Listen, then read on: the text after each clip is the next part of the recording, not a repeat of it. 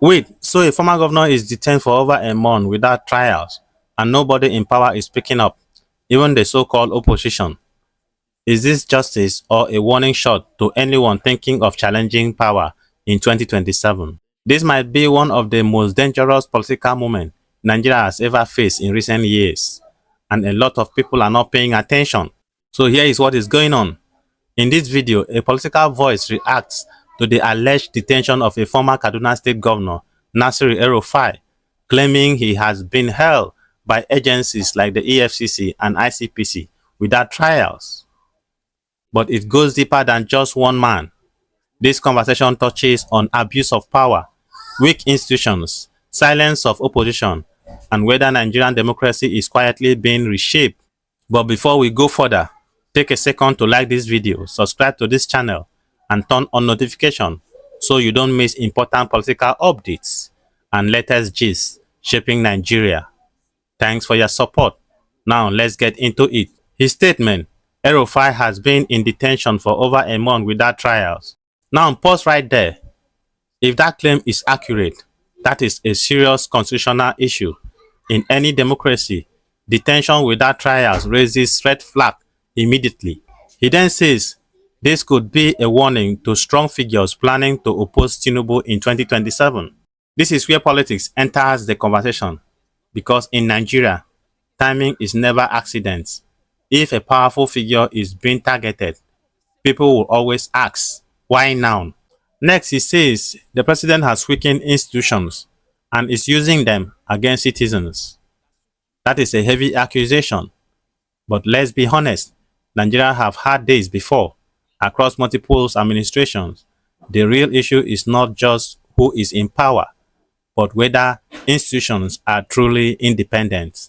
He also says you don't detain someone before concluding investigation, and this is actually a key legal argument. Ideally, law enforcement should gather enough evidence before making high-profile arrests, especially for someone of this level.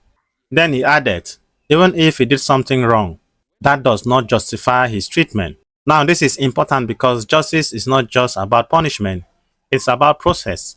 If the process is flawed, even the guilty can become victims of injustice.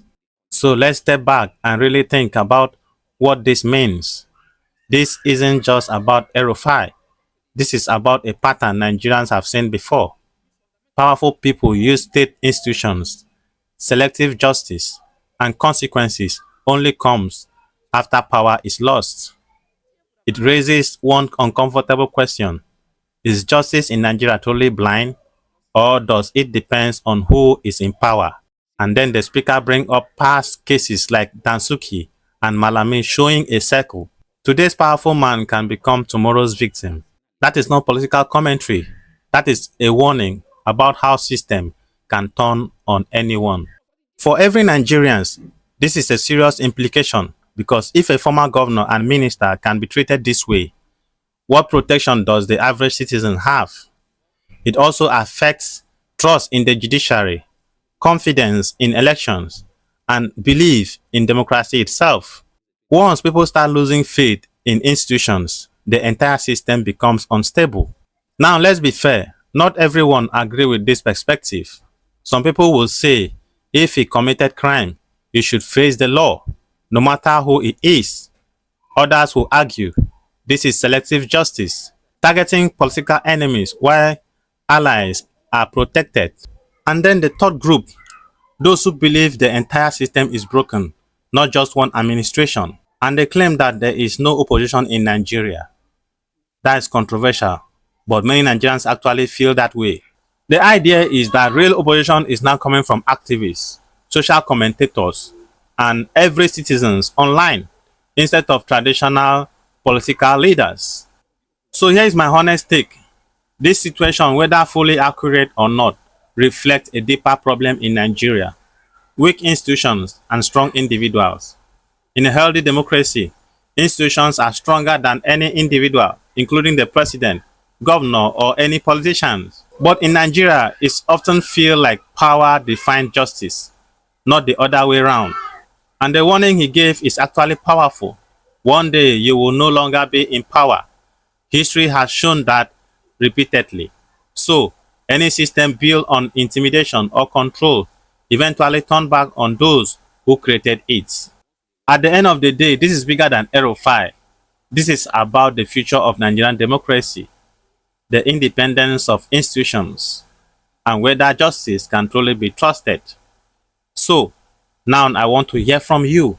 Do you think this is political persecution or legitimate justice? Is the opposition really dead in Nigeria? And most importantly, can Nigerian system still correct itself? Drop your thought in the comments. Let's have a real conversation. And don't forget to like, subscribe, and share this video because conversation like this matters. Nigeria is changing and we need to stay informed. I will see you on the next one.